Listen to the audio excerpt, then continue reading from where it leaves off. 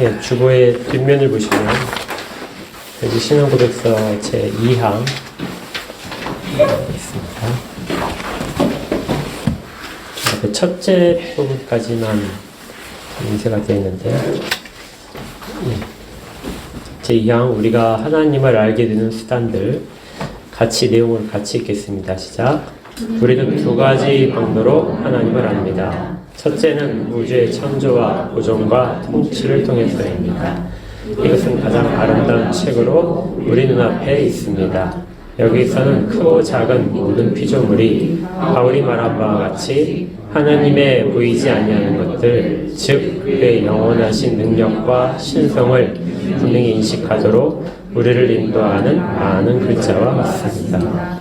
이 모든 것들은 사람들을 정죄하기에 충분하고 따라서 그들을 변명할 수 없게 합니다. 예, 뒷부분은 제가 읽어드릴게요. 둘째는 하나님께서 이 세상에서 우리의 삶에 충분할 정도로 그의 거룩하고 신적인 말씀으로 가장 분명하게 그리고 온전히 당신님을 알리십니다.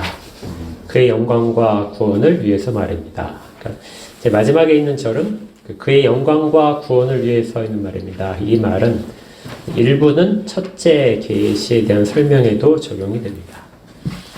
우리가 이제 오늘 우리가 하나님을 알게 되는 수단들 이런 제목으로 살펴볼 부분들은 계시에 관한 부분입니다.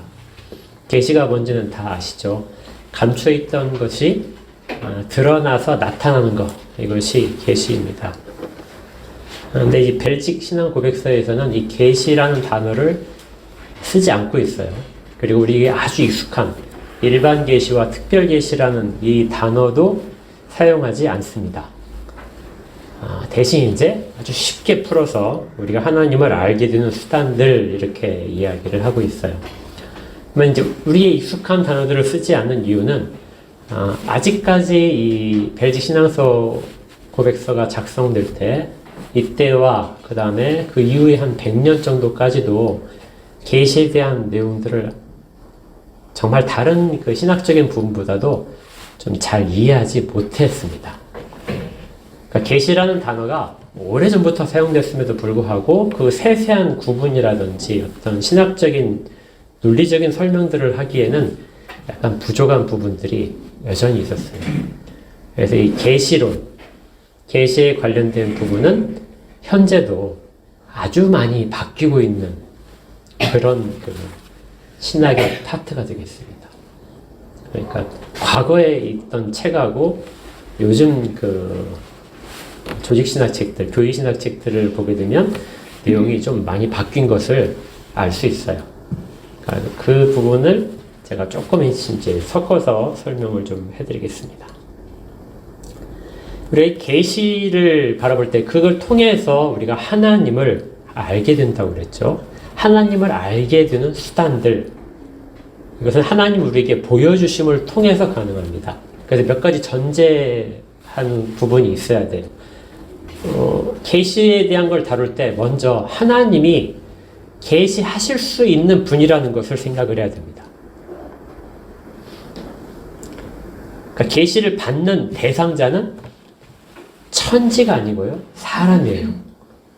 사람과 하나님 사이의 관계 속에서 하나님이 하나님이심을 사람들에게 보이시는 것이거든요. 그러면은 사람이 이해할 수 있어야 되잖아요. 사람이 알아들을 수 있어야 되죠. 그래서 하나님은 사람을 이해시킬 만한 능력이 있으셔야 됩니다. 여러분들, 제가 이제 학교에서 교사 생활을 오래 해봐서 아는데요. 학생들에게 제가 아무리 알고 있는 걸 설명하려고 해도 학생이 못 알아들으면 정말 아무것도 아니에요. 다 고개를 끄덕이는 것 같은데 나중에 물으면 아무것도 모르고 문제를 못 풀어요. 그건 제가 능력이 부족한 거잖아요. 그렇죠? 학생이 알아들을 수 있을 만큼 그렇게 설명을 해줘야 되는데 그게 제 능력 밖에 있던 것입니다. 그런데 하나님은 그렇지 않다는 거예요. 하나님은 사람들에게 사람들이 알아들을 수 있도록 사람들이 볼 수 있도록 하나님이 하나님 되심을 알리실 만한 능력이 있어야 됩니다. 물론 이걸 능력으로 사람들에게 이걸 가르치시려면 하나님은 살아계셔야 되겠죠. 하나님은 진짜로 존재하시고 그 모든 능력들을 가지고 계셔서 사람에게 자기를 다 나타내실 수 있다. 사람들 하여금 하나님이 보여주고 싶은 만큼 다 사람들이 받아들일 수 있게 하실 수 있다. 이걸 전제로 이야기를 시작해야 됩니다. 그래서 우리가 앞에서 지난주까지 해서 하나님의 본성, 하나님의 특성 우리 했었잖아요. 비공유적 속성, 공유적 속성 했었잖아요. 근데 벨직 신앙 고백서가 참 잘 설명하고 있는 것이 계시의 필요성을 말하기 위해서, 그리고 계시의 충족성을 말하기 위해서 하나님이 어떤 분이신가를 먼저 이야기를 했던 겁니다. 그러니까 하나님이 전능하시잖아요. 그렇죠? 하나님은 모든 것들을 다 알고 계시고, 그리고 그것들 하실 만한 능력이 있으십니다. 그러니까 계시를 하실 수 있는 거예요. 그리고 하나님은 스스로를 늘 항상 표현을 하십니다. 나타내시는 분이세요. 감추신 분이 아니라 온 천지 가운데 다 채우시는 분이기 때문에 하나님은 자신을 드러내지 않을 수 없어요. 그래서 늘 온 천지 가운데 사람이나 온 천지가 다 하나님이 드러내심을 다 눈으로 목도하고 들을 수 있도록 하시는 겁니다. 그리고 이것들을 특별히 목적을 정해서 계시할 때는 그 대상자가 반드시 꼭 사람이라는 걸 기억하셔야 돼요. 사람에게 하나님이 하는 주심을 나타내신다. 그럼 사람이 이해할 수 있기 위해서 하나님은 특별한 속성들을 사용하시는데 그것이 바로 하나님의 공유적 속성이 되는 거예요. 사람에게 공유적 속성을 주신 것은 두 가지입니다. 하나는 하나님을 알 수 있도록 하기 위해서, 하나님과 교통하기 위해서 필요한 능력들이 하나님의 공유적 속성에 들어갑니다. 그걸 사람들에게 주셨기 때문에 사람들은 자기에게 있는 걸 가지고 하나님을 바라봐서 거기에 이름을 붙인 것이 공유적 속성이 되는 거예요. 그리고 그것만 가지고는 하나님을 다 알 수 없다 해서 우리의 한계를 넘어선 하나님의 속성을 이야기한 것이 비공유적 속성으로서 우리가 하나님의 능력들을 이야기하는 겁니다. 그러니까 무엇을 위해서 먼저 이야기했어요? 계시를 잘 설명하기 위해서 하나님의 속성을 잘 이해하는 것이죠. 그래서 순서가 바뀔 수 있다고 그랬잖아요. 벨직신앙 고백서는 하나님의 속성을 먼저 얘기하고 계시를 얘기하는데 다른 고백서에서는 계시를 먼저 이야기하고 이 계시가 만족되기 위해서는 하나님이 이런 분이시다 하고 거꾸로 이야기하는 그 차이가 발생을 하는 겁니다. 우리가 하나님의 형상도 설명을 했었고요. 그런 부분에 우리가 하나님의 지혜라든지 이런 부분들도 같이 나눴었습니다. 그런데요, 하나님을 나타내시기 위해서 사람에게 준비시킨 것이 우리가 이제 하나님의 형상을 입고 창조된 것이에요. 그런데 생각을 해보시고 우리가 하나님의 형상으로서 하나님을 다 알 수 있는 그런 자질들을 갖고 있는데 그것만 가지고 하나님을 알 수 있을까요? 라디오 생각을 해보시면 라디오나 TV, 핸드폰을 보십시오. 핸드폰이 다 수신할 수 있는 장치가 다 돼 있잖아요. 그렇죠. 전파를 다 잡을 수 있어요. 그런데 방송국에서 전파를 주지 않으면 이건 그냥 벽돌이잖아요. 아무것도 할 수가 없어요. 그래서 이 계시는 하나님이 다 준비시킨 다음에 그리고 자기의 능력이 다 있으신데 그걸 사용해서 특별한 주파수들을 발생시키시는 겁니다. 사람에게 보내시는 거예요. 하나님이 정말 은혜로서 주시지 않으면, 계시도 은혜예요. 주시지 않으면 전혀 알 수가 없는 거죠. 그래서 계시는 오로지 하나님이 목적성을 가지고 우리 가운데 주셔야만이 이루어지는 것입니다. 하나님 스스로를 알려주시기를 즐겨하신다, 기뻐하신다는 것들을 꼭 기억해야 됩니다. 그래서 근원이 하나님께 있어요. 시작도 하나님께 있고 그 준비시키는 것도 하나님이 하셨습니다. 그래서 사람이 어떤 내부적으로 가지고 있는 지식이 계시가 아니에요. 내가 어떤 것을 처음부터 가지고 있었기 때문에 그걸 바탕으로 해서 하나님을 스스로 알아갈 수 있는 방법은 전혀 없습니다. 이건 나중에 꼭 기억을 하실 필요가 있어요. 계시의 주체자는 오로지 하나님이십니다. 시행자도 하나님이세요. 그리고 목적성이 있어요. 하나님은 왜 사람들 가운데 하나님을 나타내실까요? 거기에 대한 목적이 있는 겁니다. 그 목적도 우리가 벨직 신앙고백서에서 발견할 수 있어요. 그 다음에 또 전제로 삼아야 되는 것은 하나님이 이 일들을 계속해서 하신다는 겁니다. 하나님은 한 번 보여주시고 한 번 알려주시고 그 다음에 이걸 가지고 혼자 살아 이렇게 하시지 않고 지금도 계속해서 우리를 가르쳐 주세요. 그리고 우리 가운데서 하나님을 나타내십니다. 그러니까 계시는 끝난 것이 아니라 지금도 계속돼요. 물론 이제 뒷부분에 이제 다음 시간에 배울 특별 계시는 멈춘 것이죠. 그렇지만 특별 계시의 적용은 현재도 계속됩니다. 미리 말씀드리면 특별 계시가 우리 속에 적용되는 것을 우리가 성령의 조명하심이다 이렇게 얘기해요. 그러니까 성령이 계속해서 특별 계시를 우리 속에서 일깨워 주시고 해석해 주시고 우리로 하여금 따를 수 있도록 주장해 주십니다. 그래서 특별 계시는 그쳤지만 그 역사는 지금도 이루어지고 있다는 것이죠. 계시는 계속 연속성 속에 있습니다. 그런데 문제는 이제 하나님이 처음에 계시하실 때와 사람의 상태가 달라졌다는 겁니다. 사람은 처음에는 아주 의롭게 돼 있다고 했잖아요. 그 원시의라고 하는 의로운 상태에서 사람이 창조됐을 때는 하나님이 보여주시는 대로 모든 것들을 다 받아들일 수 있었어요. 그런데 타락한 이후에는 하나님이 보여주시는 것을 보고도 알 수가 없게 됐습니다. 우리의 판단이 앞을 가리니까 하나님이 보여주시는 대로 그대로 다 들어오는 것이 아니라 필터링해서 들어온단 말이죠. 받아들일 것과 받아들이지 않을 부분을 결정하는 것이 타락한 사람의 본성 가운데서 생긴 것입니다. 그래서 이제 여기에 이제 문제가 되는 거예요. 우리는 하나님이 아무리 계시해 주셔도 알 수 없는 상태가 되어버린 것이죠. 이걸 다시 이제 회복시킨 상태에서 그때야 비로소 우리가 하나님을 알 수 있게 됩니다. 그러니까 처음부터 잘 기억해야 돼요. 처음부터 하나님의 계시는 변함없이 계속 쏟아지는데 사람의 상태가 받아들일 수 있는 상태, 완전히 받아들일 수 있는 상태로부터 받아들이지 못하는 상태로 바뀌게 되고 그래서 계시를 다 알아차리지 못하다가 하나님이 회복시켜 주신 다음에 그것들을 받아들일 수 있는 상태가 된다는 거예요. 그러면 계시는 누가 얘기할 수 있냐? 현재 이 시점에서 계시를 이야기할 수 있는 사람들은 우리밖에 없어요. 세상 사람들은 아직 중생하지 못한 사람들은 여전히 계시를 바라볼 수 없는 상태에 있습니다. 그리고 우리만 계시를 알아볼 수 있어요. 그 부분들도 뒷부분에 조금 더 나올 겁니다. 자, 그 다음에 이제 일반 계시로 들어갈 텐데요. 첫 번째가 이렇게 되어 있어요. 우리는 두 가지 방도로 하나님을 압니다. 그래서 첫째는 우주의 창조와 보존과 통치를 통해서입니다.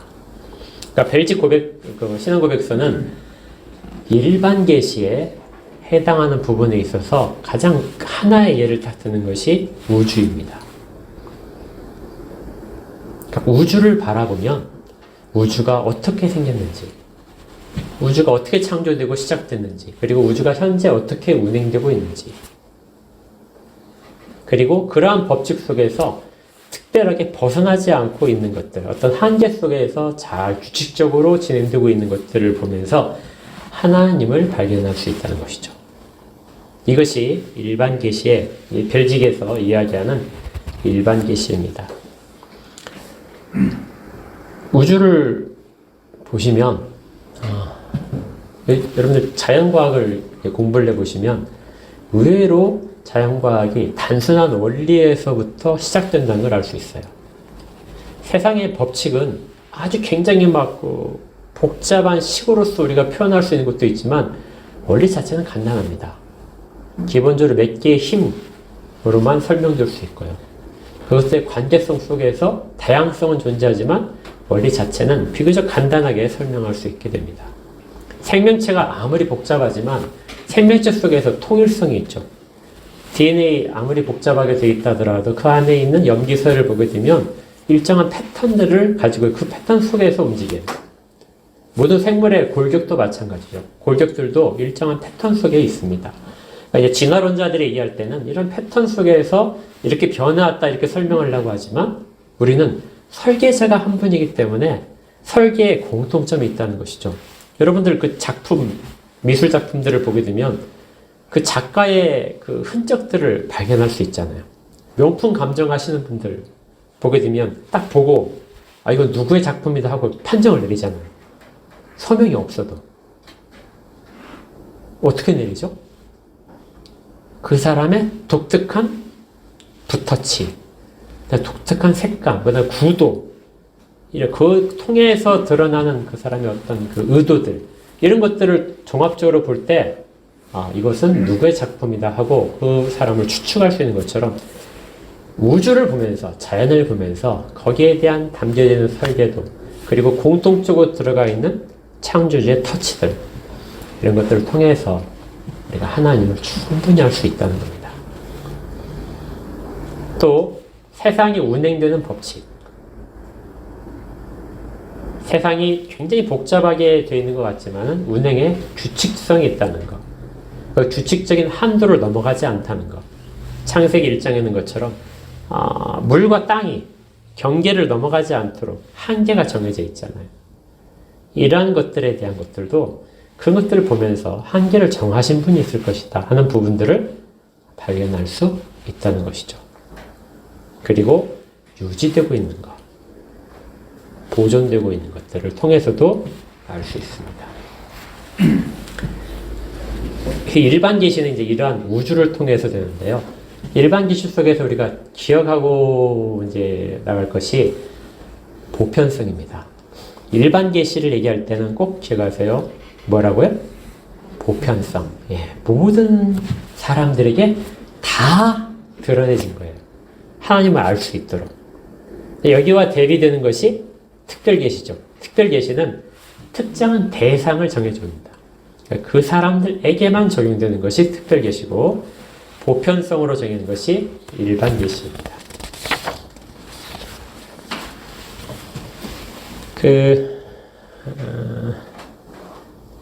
하나님을 알 수 있는 부분에 있어서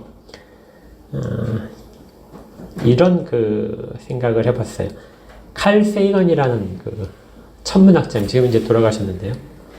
유명한 천문학자인데, 코스모스라는 책을 지어가지고, 우리 다큐멘터리로 좀 보신 적도 있을 거예요. 한국에도 나오고 되게 유명했는데.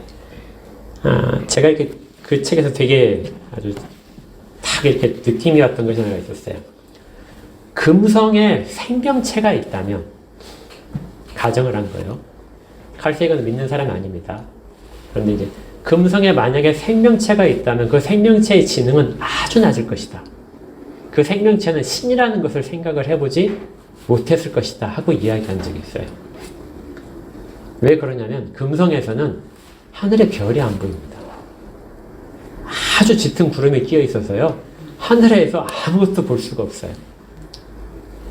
그런데 사람이 가장 하나님을 경외할 수 있는 지식의 원천을 어디에서 얻냐면 하늘에서 얻었어요. 신에 대한 개념을 가진 건 사람들은 다 신이 어디에 있다 생각했죠? 하늘에 있다 생각했잖아요. 그러니까 하늘에 있는 우리 인간의 시야가 닿지 않은 곳에 일어나는 정말 변함없는 운동, 그것을 주관하시는 존재가 신이다. 그러니까 하늘을 쳐다봐서 별들을 보지 않으면, 그리고 날씨가 변하는 것 이런 것들을 주관하는 것을 보지 못한다면 신을 생각할 수가 없다는 겁니다. 근데 금성에서는 전혀 볼 수 없거든요. 자, 이걸 거꾸로 적용을 해보면은 하나님께서는 온 세상을 창조하시고 그들의 운행을 주관하시면서 사람들로 하여금 그것들을 주관하고 있는 존재인 하나님을 발견할 수 있도록 하셨다는 거예요.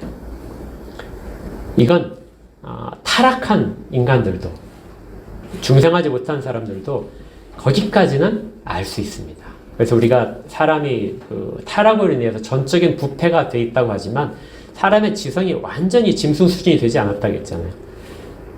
하나님이 계시다는 것을 추측은 할 수 있어요.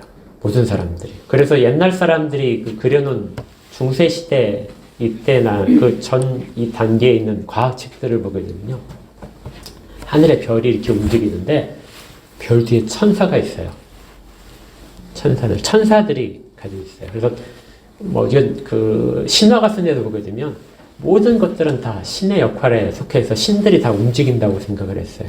그러니까 사람들이 설명하기 힘들면 그걸 움직이는 무슨 존재가 있다. 초자연적인 것들은 그걸 일으키는 특별한 눈에 보이지 않는 존재가 있다고 생각을 하게 되는 것이죠.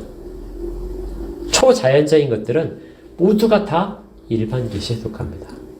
기적들도 일반 계시예요. 사람들이 보면은 어떻게 돼요? 다 보는 거예요. 죽은 사람이 살아났어요. 이거 어떤 사람은 보니까 살아나지 않았다 이렇게 말할 사람 없잖아요. 그렇죠. 다 눈으로 본 사람들, 저 사람이 살아났네? 이렇게 보는 것이니까 일반 계시입니다. 기적도 일반 계시예요. 보통에 일어나는 해가 뜨고 달이 지는 것, 이런 것들도 다 일반 계시입니다. 다 똑같이 보면서 똑같은 내용을 동의를 하니까요. 일반 계시는 보편성을 꼭 기억하시면 돼요. 그리고 보편성을 통해서 일반 계시를 통해서 사람들은 하나님이 존재한다는 것을 더듬어서 알 수 있습니다. 부패한 인간성은 그걸 하나님 대신에 다른 특별한 영적인 존재를 그 가운데 대체하려고 할 뿐입니다. 그래서 거기 별지신왕국백서에 자연은 우주의 창조와 보존과 통치를 통해서 우리는 가장 아름다운 책으로 하나님에 대한 일들이 기록된 것을 볼 수 있다고 했어요.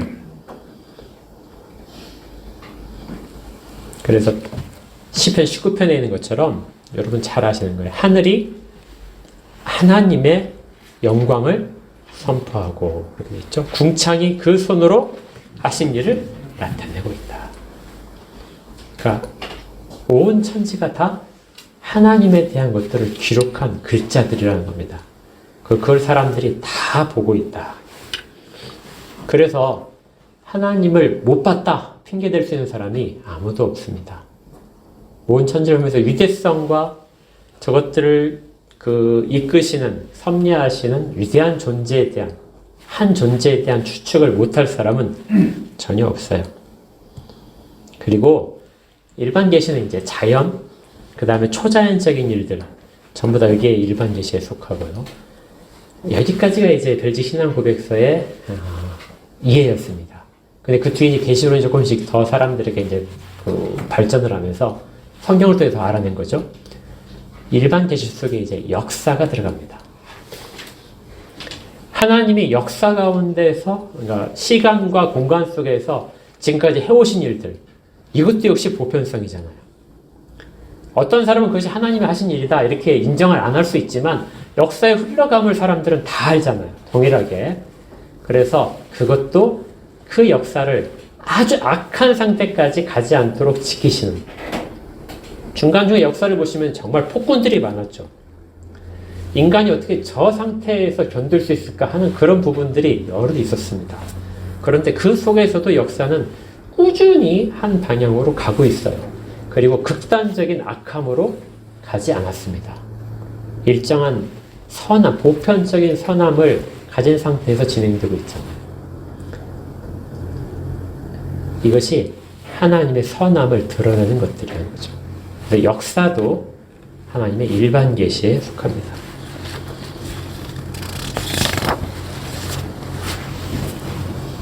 사도행전 14장 12절에 이렇게 되어 있어요. 여기도 한번 찾아볼까요? 사도행전 14장 10 시간이 조금 그러니까요.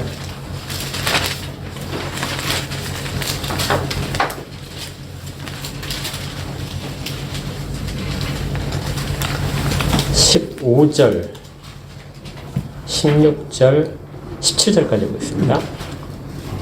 사도행전 14장 15, 16, 17절 찾으셨나요? 같이 읽겠습니다. 가로되 여러분이여 어찌하여 이러한 일을 하느냐? 우리도 너희와 같은 성정을 가진 사람이라. 너희의 복음을 전하는 것은 이 헛된 일을 버리고 천지와 바다와 그 가운데 만유를 지으시고 살아계신 하나님께로 돌아오라 함이라. 하나님이 지나간 세대에는 모든 족속으로 자기의 일들을 다니게 묵인하셨으나 그러나 자기를 증거하지 아니하신 것이 아니니 곧 너에게 하늘로서 비를 내리시며 결실기를 주시는 선한 일을 하사 음식과 기쁨으로 너희 마음에 만족해 하셨느니라. 우리가 보통 일반적으로 일반 은총이라고 말하는 부분을 통해서 하나님은 하나님을 드러내셨다는 거죠. 그러면 일반 은총을 통해서 일반 계시를 하신 것입니다. 전혀 사람들이 하나님을 인정하지 않을 때에도 하나님은 늘 계시하셨고 그 중에 하나가 비를 내리는 거다. 그러니까 때에 맞춰갖고 비가 내리는 거죠. 사람은 그냥 당연하게 내리는 거라고 생각하지만 하나님 비를 내리시는 하나님이 자기를 나타내셨다는 거예요. 그리고 결실기를 주시사 거둘 때가 있다는 거죠. 심을 때가 있고 거둘 때가 있다는 것도 하나님의 일반 계시에 속한다는 겁니다. 이것을 선한 일이다 이렇게 해요. 그래서 하나님이 선한 일을 하셨다. 그러니까 하나님이 선하심을 맛보아 알 수 있는 일반 계시는 우리가 씨 뿌린 대로 그리고 거둘 때가 있다는 거 이런 걸 통해서 알 수 있다는 겁니다. 그리고 우리가 음식을 먹고 있는 것들 이런 것들도 우리가 만족해하는 모든 것들도 하나님의 일반 계시 속에 있다. 그러니까 일반 계시가 꽤 넓은 거죠. 우주, 자연, 그 다음에 역사도 있고요. 우리의 일상, 생활 속에 일어나는 모든 일들도 일반 계시 속에 있다는 겁니다. 아주 작은 부분에서도 하나님의 계심을 발견할 수 있다는 거예요.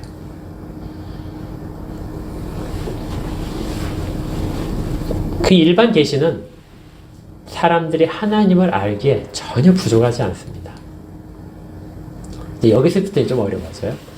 어떤 사람들은 이렇게 생각해요. 하나님이 일반적으로 쭉 베푸신 은혜를 통해서는 하나님을 발견할 수 있을까? 좀 부족하지 않을까?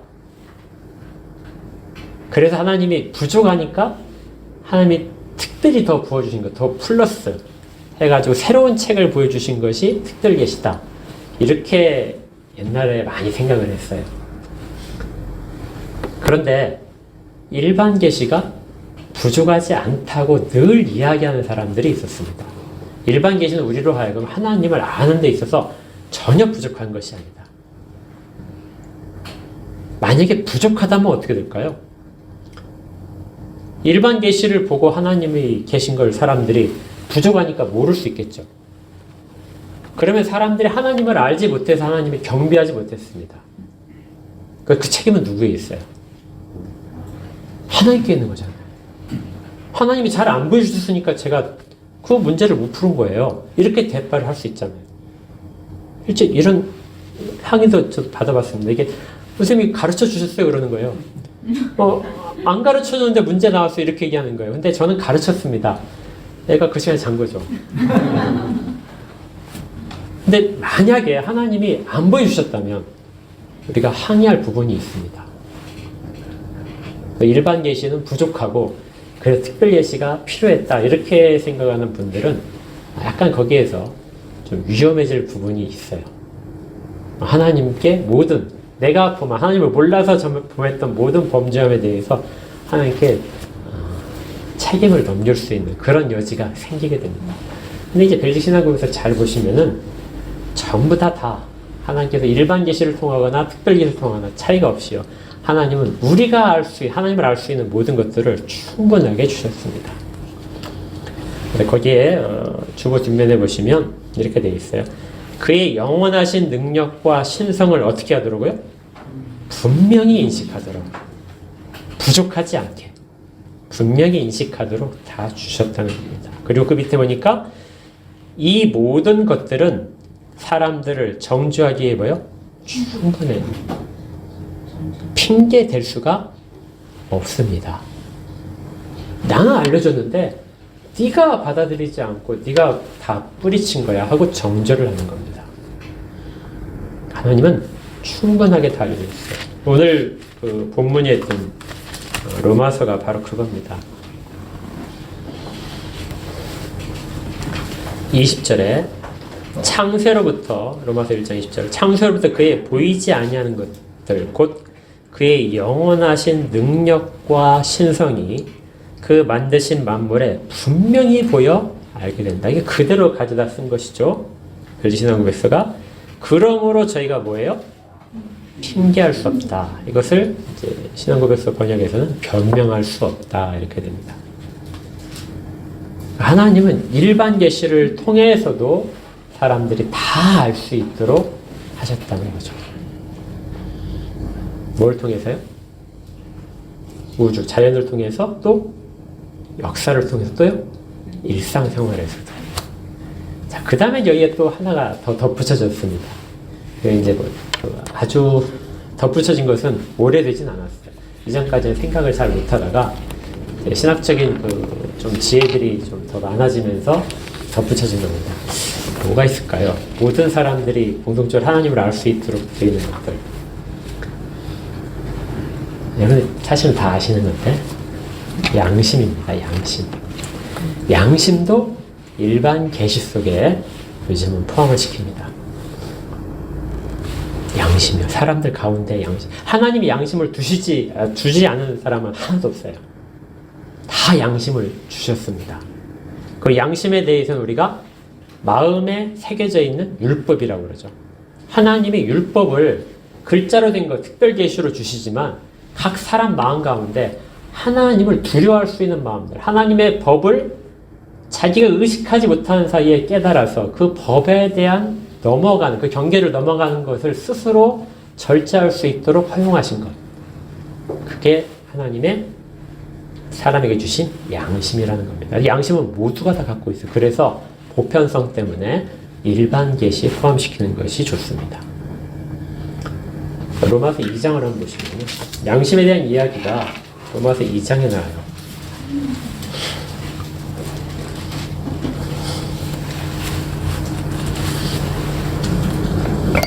자, 몇 절인지 한번 찾아보십시오.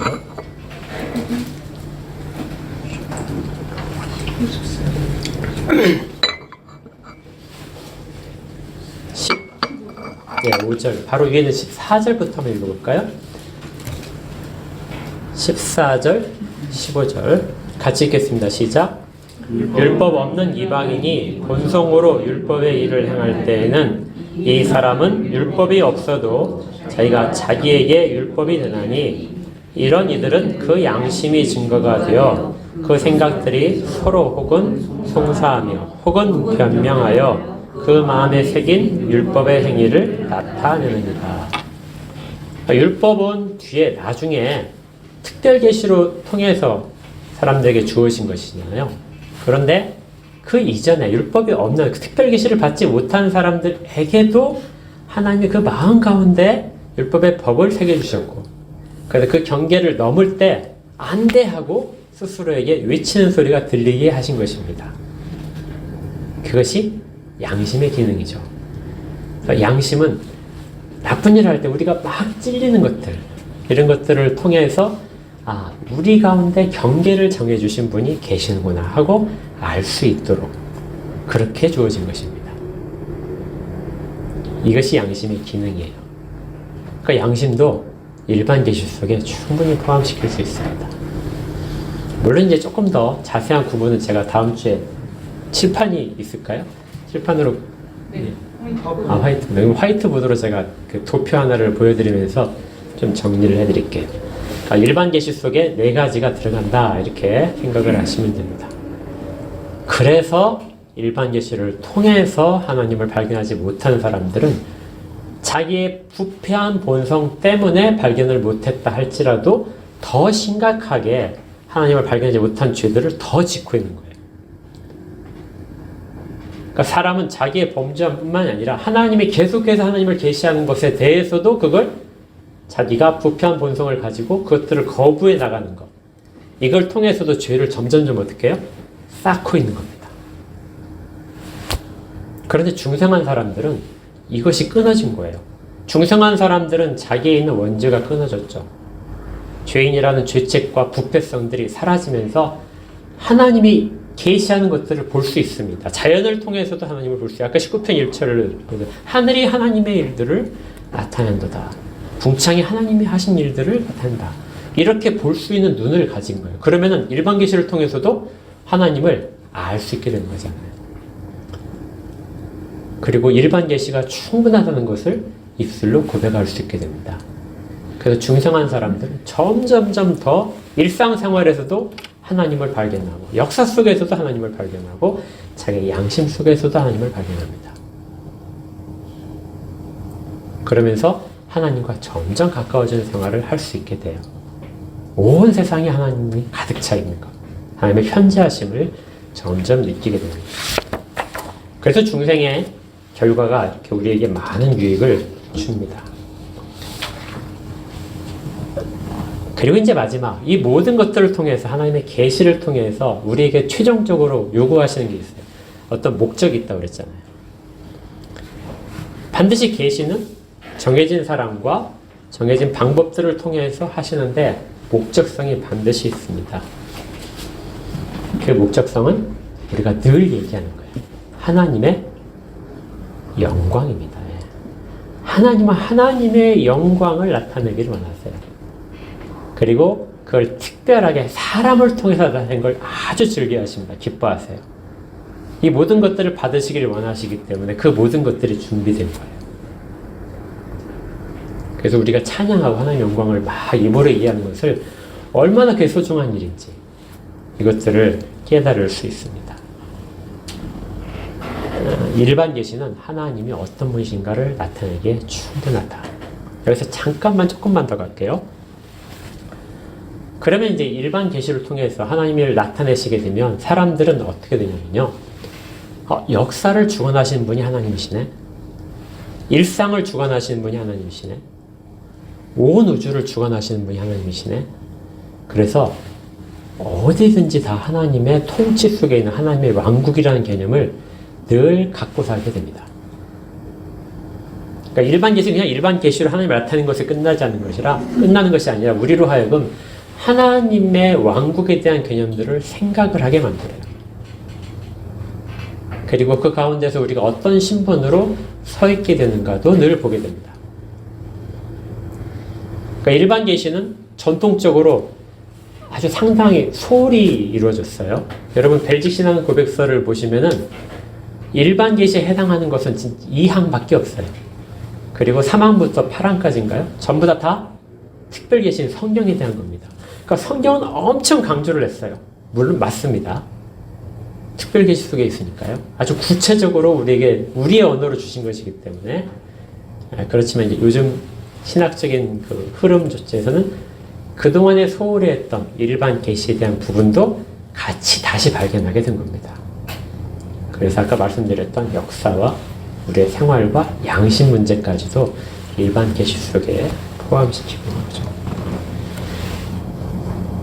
이제 마지막으로 정리하면서 자연신학이라는 걸 잠깐만 소개해 드릴게요. 아까 일반 계시만 가지고도 하나님을 알기에 충분하다고 그랬잖아요. 그래서 여기 이제 이 생각을 받아들인 사람 중에 약간 잘못된 사람들이 생겼습니다. 그게 뭐냐면, 그러면 모든 사람이 다 일반 계시를 통해서 하나님을 알 수 있다면 특별 계시가 과연 필요할까? 그렇게 생각 안 해보셨어요? 저 설명 들으면서? 충분하다는데 하나님을 알기에 충분하고 명확하게 분명하게 보여주셨는데 그러면은 특별 계시가 왜 더 주어져야 될까? 물론 타락한 사람에게는 일반 계시가 작동을 하지 못하기 때문에 그런 것이 필요하다 이렇게 생각할 수 있는데요. 일부 사람들은 사람이 타락했다는 걸 인정을 하지 않습니다.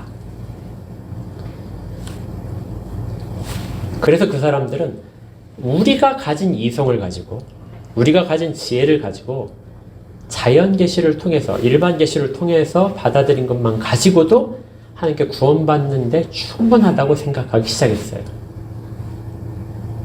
이렇게 생각하는 사람들이 점점 많아졌어요. 지금은 꽤 많습니다. 이걸 자연신학이라고 해요. 우리 교회 속에서도 이런 사람들 꽤 많아요. 사람이 가지고 있는 이성의 빛, 사람이 가지고 있는 지혜를 가지고 점점 세상에 대해서 많이 알게 되면 자연스럽게 하나님에 대해서도 알게 될 것이다. 그러면 그것이 바로 구원이다. 이렇게 얘기하는 사람들. 이건 아주 오랫동안 부인이 되었었는데 심지어 카톨릭에서도 이거 부인했어요. 아주 철저하게 부인을 했습니다. 그리고 여러분들 안 좋게 생각하시는 칼바르트도 이건 말도 안 된다 하고 부인을 했어요. 그런데 한 40년, 50년 이 사이에 천주교에서 이제 조금씩 그것이 많이 들어갔습니다. 그리고 이 기독교 쪽에도, 개신교 쪽에도 많이 들어오고 있어요.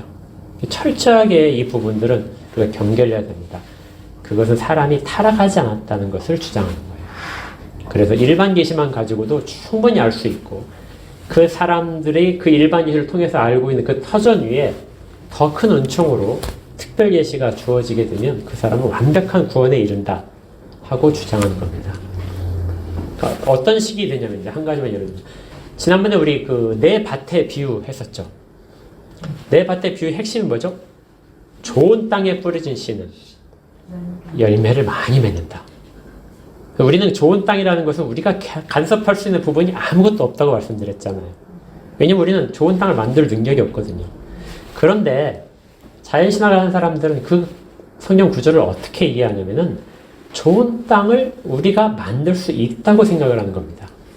왜요? 우리의 이성이 충분히 능력이 있으니까. 이성을 동원해서 좀 더 도덕적이고 성경에 대해서 조금 더 우리가 연구를 하게 되면 좋은 땅 우리가 만들 수 있다. 좋은 땅이 되면 그때 씨가 떨어지게 되면, 특별 계시로 씨가 떨어져서 말씀이 들어오면 그것이 열매를 맺혀서 아주 큰 풍성한 열매를 친다. 그러니까 제일 먼저 할 것은 우리의 모든 지성을 동원해서 우리가 우리 밭을, 마음 밭을 좋은 밭으로 만들어야 된다. 이 얘기는 많이 들어보셨죠? 네, 이것이 우리가 아주 경계하고자 하는 그런 부분과 연결되어 있습니다. 계시는 우리 쪽에서 할 수 있는 것이 아무것도 없어요. 다시 한번 말씀드리지만 하나님은 항상 우리에게 계시하시고 있는 분이에요. 그리고 그 계시를 우리가 타락하기 전에, 인간의 처음 아담과 하와가 타락하기 전에는 그 계시 속에서 충분히 모든 것들을 다 누릴 수 있었습니다. 근데 타락한 이후에는 일반 계시가 주어지더라도 우리 속에 아무런 관계가 없게 된 거죠. 우주가 아무리 보여줘도, 역사를 통해서, 일상을 통해서도, 양심이 아무리 지적을 하더라도 일반 계시가 원하는 방법까지, 목적까지, 하나님의 영광까지 가지 못한 것입니다. 그런 사람들에게 하나님은 영광을 받으시기 위해서 사람들을 회복시키셨어요. 그걸 통해서 하나님은 스스로를 나타내시고 사람들이 알아들 수 있게 사람들의 눈과 코와 입과 촉각을 통해서 보여주신 것들이, 이것이 일반 계시인 것입니다. 일반 계시는 하나님을 알기에 충분합니다. 물론 중생한 사람들만. 그걸 꼭 기억하시면 됩니다. 예, 우리는 그 가운데서 지금도 하나님의 은혜 가운데 있습니다. 자, 오늘은 여기까지만 하도록 하겠습니다. 기도하겠습니다. 하나님은 언제나 하나님 되심을 사람들 가운데 나타내시기를 기뻐하셨습니다. 그리고 사람들을 통해서 하나님의 일들을 하기를 기뻐하셨습니다. 이것들을 충분히 할 수 있을 만큼의 능력들을 주시고 지속적으로 하나님은 나타내 주셨습니다. 다만 사람들이 타락해서 부패성 때문에 이 일반 계시를 통해서 하나님께 나아가지 못하고 오히려 하나님께 배반하는 일들만을 했을 뿐입니다. 그러나 성경 말씀에 비추어 보면서 저희들이 다시금 발견하는 것은 하나님은 우주와 자연을 통해서도, 역사를 통해서도, 저희들의 삶의 모든 순간들을 통해서도, 그리고 지금도 작동하고 있는 양심을 통해서도 하나님을 늘 나타내셨습니다. 뒤늦게나마 저희들이 중생한 눈으로 이것들을 바라보며 하나님이 얼마나 오랫동안 이 일들을 해오셨는지, 얼마나 하나님을 나타내시기를 그렇게 간절히 원하셨는지를 발견합니다. 받은 은혜, 저희들이 깨달은 것들 이제 잃지 않도록 늘 저희가 깨어서 주님과 동행하는 삶을 이 계시 신학을 통해서 잘 갖춰나갈 수 있도록 도와주시옵소서. 잊지 않고 이 모든 것들이 하나님의 왕국 속에 있음을 깨달아 일상에서 하나님께 영광 돌리는 삶을 살 수 있도록 인도하여 주시옵소서. 예수님 이름으로 기도합니다. 아멘.